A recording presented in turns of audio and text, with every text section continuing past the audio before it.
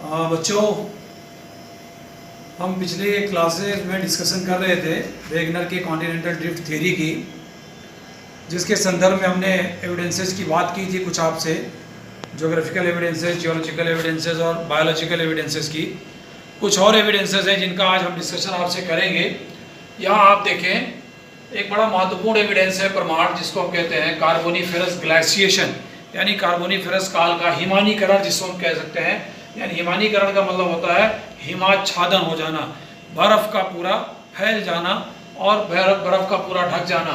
तो हमने अभी इससे पहले वाले डायग्राम में देखा था कि जो कार्बोनिफेरस काल से पैंजिया के विखंडन की शुरुआत हुई थी, वो इससे भी प्रमाणित होता वो विखंडन, क्योंकि वेगनर ने यह देखा कि ब्राज़ील और फॉकलैंड आइलैंड ये साउथ अमेरिका में है दोनों, और फिर साउथ अफ्रीका जो हज़ारों किलोमीटर दूर साउथ अमेरिका से, फिर भारत का प्रायद्वीपीय भाग, और फिर अंटार्कटिका महाद्वीप और ऑस्ट्रेलिया महाद्वीप, इनके ऊपर कार्बोनिफेरस काल के ग्लेशिएशन का प्रभाव देखा गया है। यानी एक ही साथ जैसे धरातलीय स्वरूप दक्षिणी अमेरिका के हैं ग्लेशिएशन की वजह से, जैसे जो है वो दक्षिणी अफ्रीका के हैं, पेनिनसुलर इंडिया के हैं, ऑस्ट्रेलिया के, वैसे ही अंटार्कटिका के हैं, और विभिन्न प्रकार के जीवाशेष उस जमाने के, उस काल के, इन ग्लेशिएशन की वजह से जो दब गए वो पाए गए।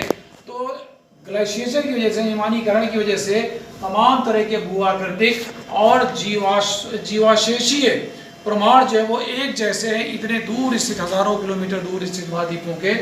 तो इससे भी ये प्रमाणित होता है कि इतनी दूर दूर जाके अलग अलग तो ग्लेशिएशन हुआ नहीं होगा, बल्कि हुआ क्या होगा कि ये सारे के सारे एक साथ मिले रहे होंगे।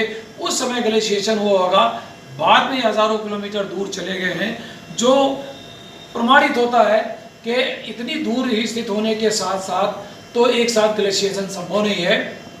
ये तभी संभव है जब ये एक साथ जुड़े रहे होंगे। तो ये भी पैंजिया के यूनिफिकेशन को प्रमाणित करता है और बाद में इसके विखंडन को प्रमाणित करता है, ये कार्बोनिफेरस काल का हिमानीकरण भी।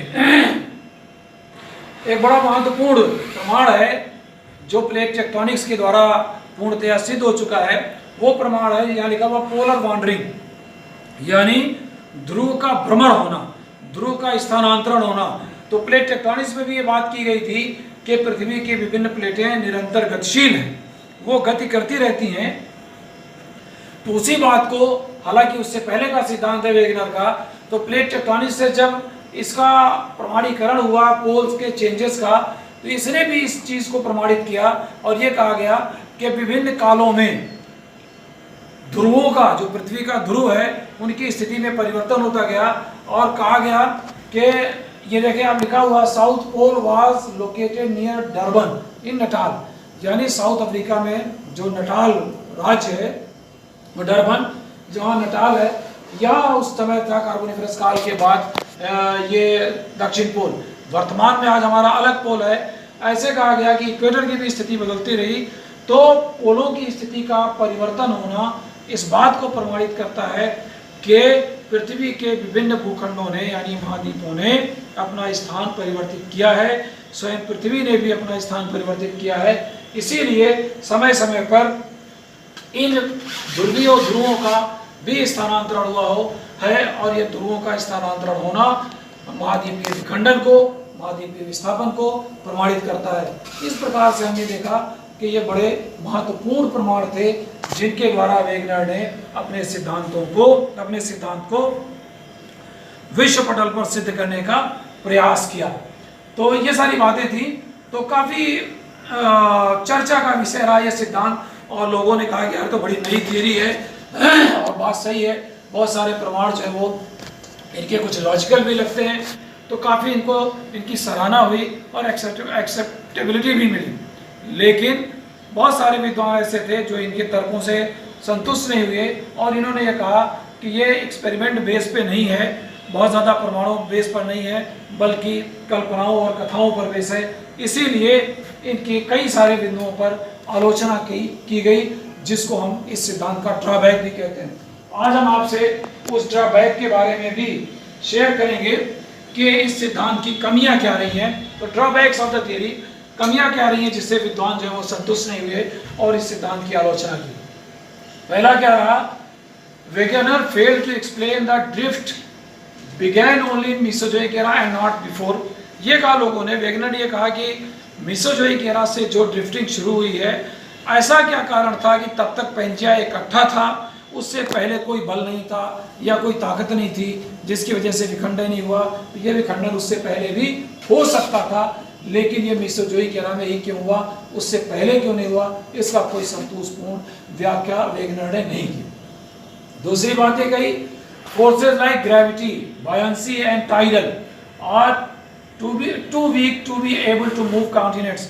विद्वानों ने यह कहा कि जो उनका एक्सपेरिमेंट हुआ बाद में, जिन बलों को इन्होंने आधार माना था विखंडन के लिए और ड्रिफ्टिंग के लिए, गुरुत्वाकर्षण वाला बल, प्लवनशीलता का बल और ज्वारीय बल, तो विद्वानों ने यह कहा कि ये बल इतने कमजोर होते हैं कि इतने बड़े बड़े महाद्वीपों को वो टस से मस नहीं कर सकते और इतनी दूर तक वो विस्थापित नहीं कर सकते।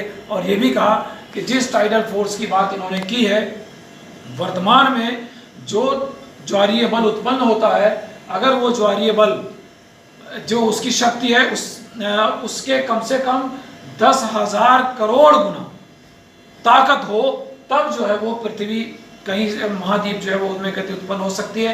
वर्तमान जो स्थिति है इस बल की, टाइडल फोर्स की, उससे पृथ्वी हिल नहीं सकती, ना ही कोई भूखंड इससे विस्थापित हो सकता है। और अगर कभी अतीत में ऐसा हुआ हो कि इतना बल उत्पन्न हुआ हो, तो उस बल से क्या होगा, पृथ्वी की गति रुक सकती है, पृथ्वी गति नहीं कर सकती है। और पृथ्वी के रुकने का पृथ्वी के इतिहास में कोई प्रमाण नहीं है, इसलिए कहा गया कि ये सारे बल इतने प्रभावी नहीं हो सकते कि इतने बड़े बड़े महाद्वीपों के को विस्थापित कर सके या अपने स्थान से उसको प्रभावित कर सके। तीसरा, जो स्वयं वेगनर ने कंट्राडिक्टरी स्टेटमेंट दिया, इसमें कहा Wegener's contrasting view regarding free floating of the sial sima. एक तरफ तो वेगनर ने ये कहा था शुरू में कि सियाल जो है वो सीमा पर फ्लोट कर रहा, यानी महाद्वीप जो है वो, जो सियालिक महाद्वीप हैं वो सीमा पर फ्लोट करते हुए विस्थापित हो रहे हैं। ये बड़ी सिंपल सी बात उन्होंने कही थी। लेकिन जब उनको प्रमाणित करने की बात आई, खासतौर से पर्वतों के निर्माण को सिद्ध करने की बात आई, तो वहीं उन्होंने बिल्कुल इसके अपोजिट बात ये की कि formation of mountains along the frontal edge of the floating continent due to friction of sima. दूसरी तरफ उन्होंने ये कह दिया कि जो तमाम सारे पर्वतों का निर्माण हुआ, खासतौर से रॉकीज का और एंडीज का, वो अमेरिका के पश्चिम की तरफ प्रवाहित होने की वजह से हुआ है। और उस प्रवाह में क्या हुआ, सीमा का घर्षण लगा है, अवरोध लगा है, जिसकी वजह से इन पर्वतों का निर्माण हुआ। तो शुरुआत में तो इन्होंने ये कहा कि ये तो तैर रहे फ्री होके, किसी तरह का कोई फ्रिक्शन नहीं है। फिर उसके बाद ये कहा अपने ही स्टेटमेंट में कि फ्रिक्शन की वजह से इन पर्वतों का निर्माण हुआ। तो दोनों जो है वो विरोधी वक्तव्य हो गए वेगनर के। इस बात पर भी विद्वानों ने आलोचना की और कहा कि ही वॉज टोटली कंफ्यूज्ड, उनको क्लियर कॉन्सेप्ट नहीं मालूम था। एक तरफ तो कहते हैं फ्रीली तैर रहा है, दूसरी तरफ कह रहे हैं कि अवरोध की वजह से, आकर्षण की वजह से पर्वतों का निर्माण नहीं हो रहा। ये बातें दोनों बड़ी कंट्राडिक्टरी रही। चौथी बात ये कही कि both the coast of Atlantic ocean can not be completely refitted. ये भी कहा गया कि वर्तमान में अगर हम दोनों तटों को अंध महासागर के मिला दें तो ऐसा नहीं है जैसा वेगनर ने कहा था जिग्सा फिट की तरह फिट हो जाएगा, बल्कि सैकड़ों किलोमीटर का गैप भी पाया जाता है। और वो गैप क्यों है, तो वो गैप इसलिए होगा कि ये कभी एक दूसरे से सटे नहीं रहे हुए होंगे, ज्वाइन नहीं रहे होंगे, क्योंकि उनको दोबारा रीफिटेड यानी दोबारा उसको फिट नहीं किया जा सकता। उसमें सैकड़ों किलोमीटर का गैप पाया जाता है।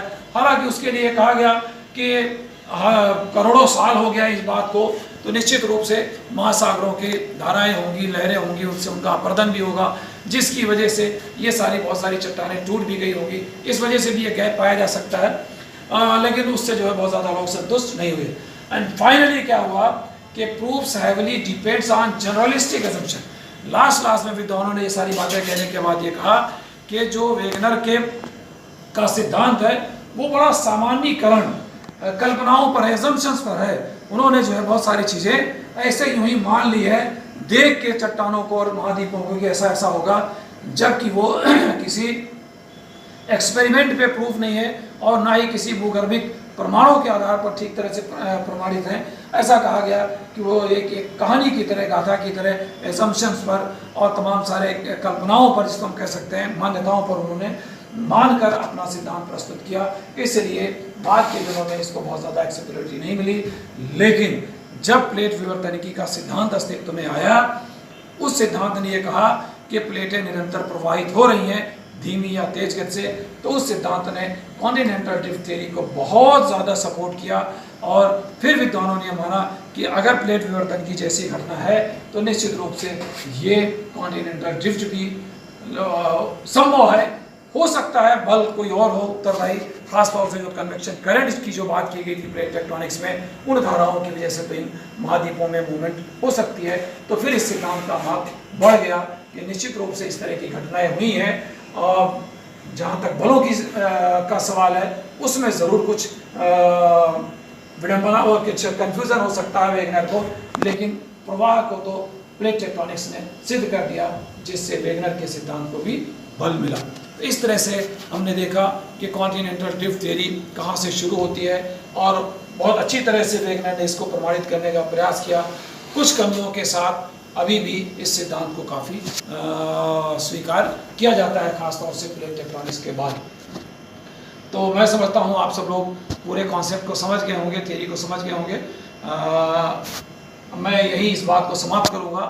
अगली क्लास में हम आपको एक नए टॉपिक के साथ फिर आपके सामने उपस्थित होंगे। आज यही समाप्त करते हैं। धन्यवाद।